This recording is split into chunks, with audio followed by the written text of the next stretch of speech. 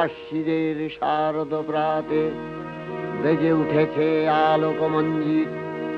ধরণীর বহিরাকাশে অন্তরিত মেঘমালা, প্রকৃতির অন্তরাকাশে জাগরিত জ্যোতির্ময়ী জগন্মাতার আগমন বার্তা।